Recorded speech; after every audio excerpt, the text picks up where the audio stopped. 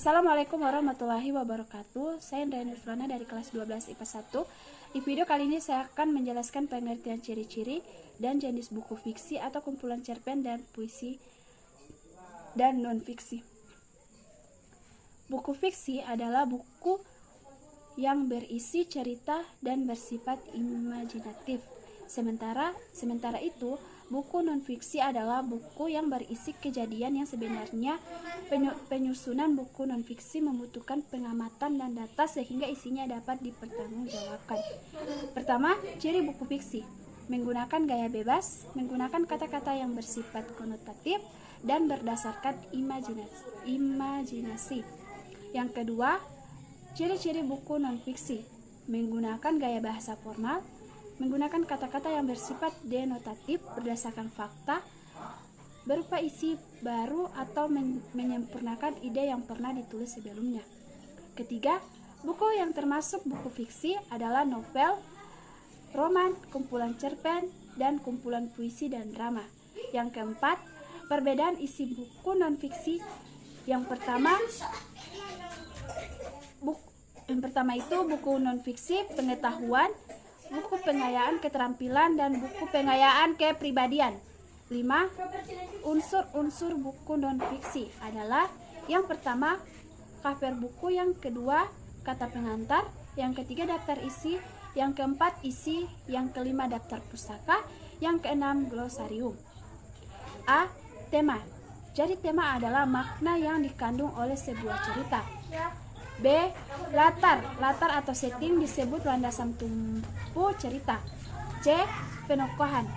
Penokohan adalah pelukis gambar jelas tentang seseorang yang ditampilkan dalam sebuah cerita. D. Sudut pandang.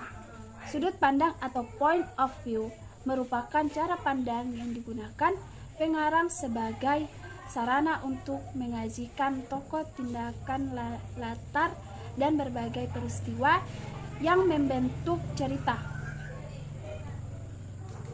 Bentuk sudut pandang tokoh cerita yaitu sudut pandang orang pertama dan ketiga. Yang pertama, sudut pandang orang pertama dalam pengesahan cerita yang menggunakan sudut pandang orang pertama. Narator bertindak sebagai seseorang yang ikut terlibat dalam cerita.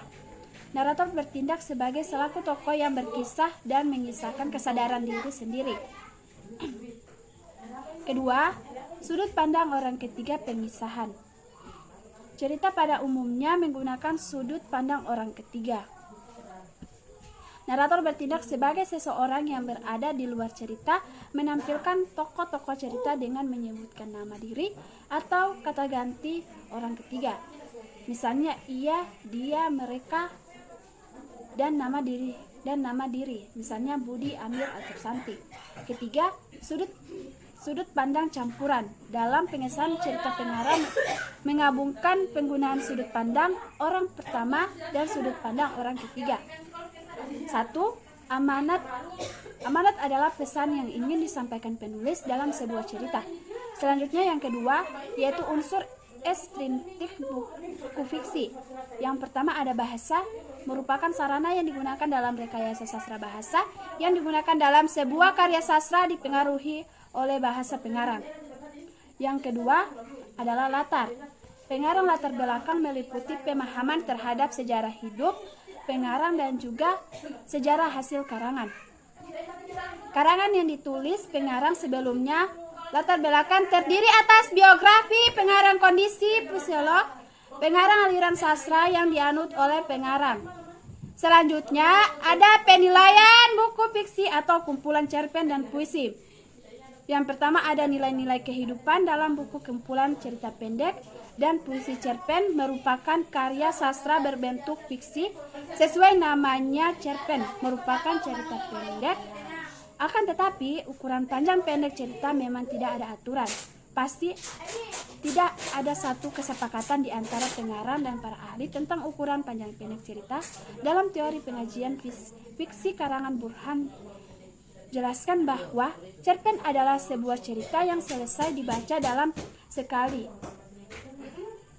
duduk, kira-kira Kedua, nilai-nilai kehidupan dalam buku non-fiksi atau pengayaan. Yang pertama, nilai-nilai dalam buku pengetahuan. Buku pengetahuan harus mempunyai ciri khusus, yakni mengembangkan nilai-nilai moral dan budaya. Kedua, B. Nilai-nilai dalam buku keterampilan dapat memperkaya dan meningkatkan kemampuan dasar para pembaca dalam rangka meningkatkan aktivitas praktik. Yang C. Nilai-nilai dalam buku kepribadian. Buku kepribadian merupakan buku-buku yang dapat meningkatkan kualitas kepribadian, sikap, dan pengalaman batin pembaca buku. Kepribadian mempunyai ciri-ciri. Yang pertama, membangun mental dan emosi. Yang kedua, membangun pribadi arif dan berwibawa (MP3), mendorong sikap empati dan apresiasi. Ketiga, penilaian buku. Kumpulan fiksi dan non-fiksi atau pengayaan. Yang pertama, ada pertanyaan literal, yaitu di mana dan kapan peristiwa terjadi dan siapa saja tokoh cerita itu. Yang kedua, pertanyaan interpretatif, apa yang dimaksud tersembunyi di balik pertanyaan tokoh A dan bagaimana makna tegas dari perkataan tokoh B. C. Pertanyaan integratif, bercerita tentang apakah cerpen tersebut dan apa pesan moral yang ingin disampaikan pengarang dalam cerpen tersebut. D. Pertanyaan kritis, ditinjau dari sudut pandang agama. Bolehkah tokoh C berbohong kepada tokoh C? Dan apakah kelebihan cerpen tersebut ditinjau dari aspek kebahasaan? E. Pertanyaan kreatif, bagaimana sikap Anda apabila berposisi sebagai tokoh B dalam cerita tersebut? Dan bagaimana kira-kira kelanjutan cerpen tersebut jika tokoh tidak meninggal? Selanjutnya ada nilai-nilai dalam buku fiksi atau drama. Yang pertama, nilai didaktif. Jadi nilai didaktif merupakan nilai yang menyoroti secara khusus nilai pendidikan dalam sebuah drama. Nilai pendidikan terdiri atas pendidikan watak, pendidikan sikap hidup, dan pendidikan moral. 2. Nilai sosial. Nilai sosial dalam drama merupakan pertunjukan umum dari pengarah, tingkah laku, serta kepuasan dalam kehidupan sehari-hari. 3. Nilai budaya.